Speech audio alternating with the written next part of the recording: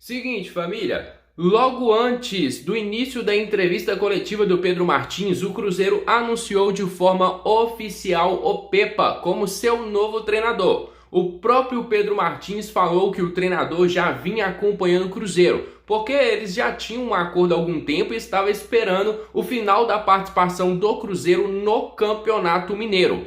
O Pepa vai chegar essa semana no Cruzeiro. Só lembrando a vocês, foi oficializado, mas ainda não está no Brasil. Eu vou falar para vocês, a entrevista coletiva do Pedro Martins me deu uma semelhança muito grande com o Sérgio Santos Rodrigues, ex-presidente do Cruzeiro, ou melhor, atual presidente do Cruzeiro, mas que hoje não tem mais nenhum tipo de influência no nosso futebol. O Sérgio fazia a mesma coisa, ele tentava apagar o fogo com gasolina, ele sempre falava, o trabalho é bom, a gente vai se esforçar, não precisamos disso e daquilo para conseguir dar certo. E a gente sabe aonde é que o Sérgio Rodrigues foi parar. O Pedro Martins, que hoje, é o comandante, é o principal responsável por montar a estrutura de futebol do Cruzeiro, fez muito do mesmo. Ele mal falou assim, olha, eu peço desculpas, o desempenho, não é o que eu queria, a gente assume os nossos erros. Não, o Pedro Martins fala, olha, o desempenho não era o esperado,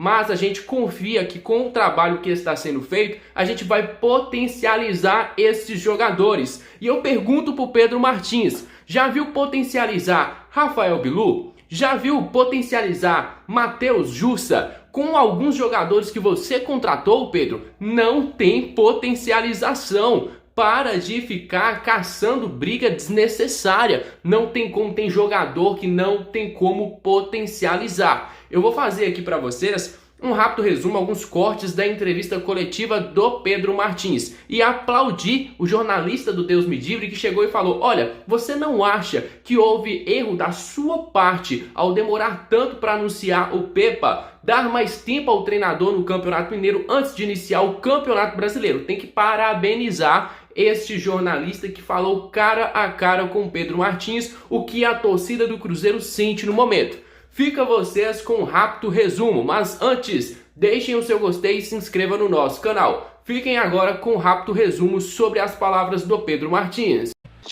Justamente dentro disso que você falou, o Campeonato Mineiro não foi a campanha que vocês gostariam. Não é um curto espaço de tempo, Pedro, para o brasileiro. Faltam 27 dias para a Copa do Brasil também. Para fazer esse time jogar, não foi um erro de avaliação, talvez seu, Paulo André, da gestão.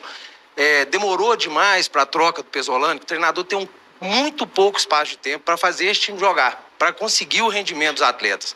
Vocês não acham, assim, você já respondeu, mas assim, não demorou um pouquinho para essa decisão? A gente não ia tomar uma decisão precipitada e abrupta com relação ao novo comandante. Então, durante todo esse tempo, a gente foi aprofundando para tomar a melhor decisão. Até o Pouso Alegre, o Pepa não estava escolhido.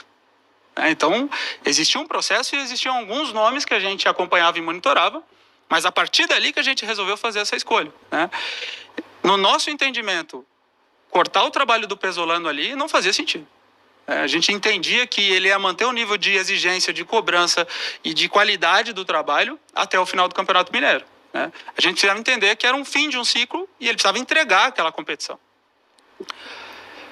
É óbvio que qualquer troca de treinador, ela deveria acontecer com maior espaço para trabalho, Mas eu não tenho dúvida que com o nível de alinhamento que a gente tem, com o nível de alinhamento que a gente tem de método, de Pesolano para Pepa, que esse tempo vai ser encurtado e vai ser ajustado. A gente vai tentar tirar o máximo desses dias de trabalho que a gente tem para que a gente consiga entrar na Série A cada vez mais aliados e prontos para o desafio. Entrega coletiva, atletas com capacidade de entendimento do que é o modelo de jogo do Cruzeiro e atletas que vêm para entender a nossa forma de funcionar. O Cruzeiro é um time que vai se diferenciar pela sua capacidade de entrega, pela sua intensidade e não por jogadores que vêm para resolver o problema por conta. Se a gente fizer isso, nós vamos ser mais um. Nós não queremos ser mais um dentro do futebol brasileiro. Nós não vamos ser. Todas as decisões que a gente toma é para estabelecer um diferencial para o Cruzeiro. E a gente vai estabelecer um diferencial para o projeto e a gente vai estabelecer um diferencial dentro de campo. E dentro de campo a gente vem falando muito com os jogadores. O jogador no Cruzeiro precisa correr, precisa se entregar e precisa respeitar as diretrizes coletivas. Se a gente fizer isso, eu não tenho dúvida nenhuma que a gente vai superar, sim, essa restrição financeira que existe hoje dentro do clube. Rafael, né? A gente entendeu que tem alguns princípios que são fundamentais. A gente foi atrás de um treinador que identificava o Cruzeiro como uma grande oportunidade da carreira. Um treinador com método e com capacidade de entendimento do projeto do clube. Então, é alguém que vem para fazer uma construção coletiva e não para ser o dono do processo. O Pepa, pelo histórico recente de trabalhos que ele fez, é um treinador com energia, com uma capacidade de liderança muito interessante. E, além disso, um cara extremamente estudioso. Então, o Pepa, ele vem para o futebol brasileiro já conhecendo muito do futebol brasileiro. Ele vem para disputar o Campeonato Brasileiro já conhecendo muito do Campeonato Brasileiro. E ele vem com uma estrutura de apoio, que é nosso staff interno, para fazer com que qualquer tempo de aprendizagem que seja necessário seja encurtado. Então, foram essas características que a gente foi buscando e identificando para nos dar segurança sobre essa decisão, né? Definir treinador para o Cruzeiro hoje não é tão simples. Mas ao longo do tempo a gente foi estabelecendo pesquisas e estudos para que a gente pudesse estabelecer listas e listas e listas de treinadores com esse potencial.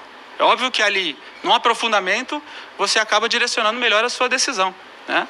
Mas a gente está muito convicto de que esse passo com o Pepa é um passo à frente para o projeto. Ter uma negociação com o Lucas Romero, chegou a ter uma negociação com o Bruno Valdez. Seriam jogadores de um investimento maior. O que aconteceu? Que houve uma mudança nesta rota e o Cruzeiro acabou trazendo outros jogadores, talvez com um custo menor. Acabou a grana ali naquele momento. Qual que foi a mudança neste planejamento, se pensando em jogadores, talvez sendo uma certeza maior, pelo menos na parte teórica, para fazer outros investimentos neste início de temporada de 2023?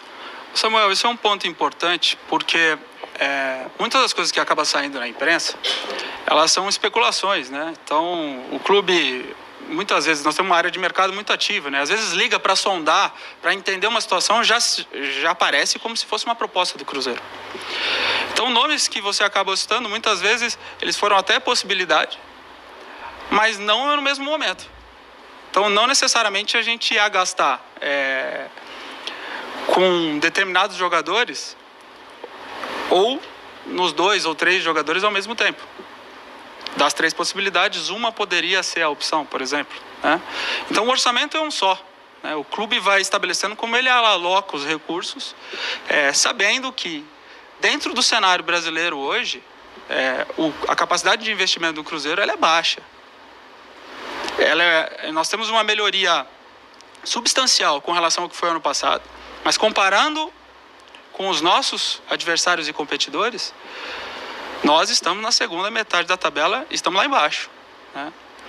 Então, todo o recurso que foi destinado para a contratação, ele foi sendo alocado de maneira estratégica e olhando em jogadores com maior experiência de Série A que poderiam, de alguma maneira, aumentar o nosso nível competitivo.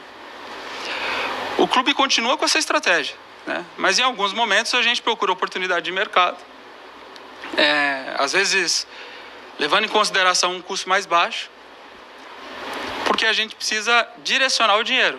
Como eu já falei em algumas outras entrevistas, né? Existem prateleiras de investimento. A gente não consegue montar um time somente com investimento em jogadores de hierarquia ou em jogadores mais experientes da Série A. A gente precisa distribuir esse dinheiro.